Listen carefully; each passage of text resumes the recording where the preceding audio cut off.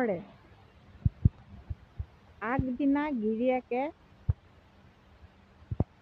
ঘৈণীয়েকক ভাত বনাই থকা অৱস্থাত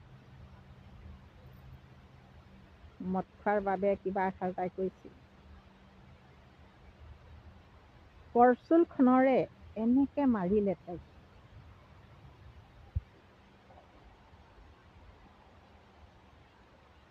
সেই একেজন মানুহে পিছদিনাখন কি কৰিছে জানেনে?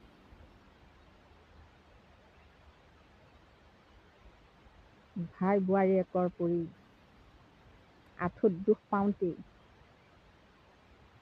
মলম আনি দিছে। সচৰাচৰ কথা এইবোৰ, সৰু কথা, কিন্তু বুকু ভাঙি দিয়ে। আপোনালোকৰ জীৱনত যদি তেনেকুৱা কিবা আছে কমেণ্টত লিখিবচোন, মই উৎসাহ পাম আৰু দুগুণ ভালকৈ ক'বলৈ পাৰিম।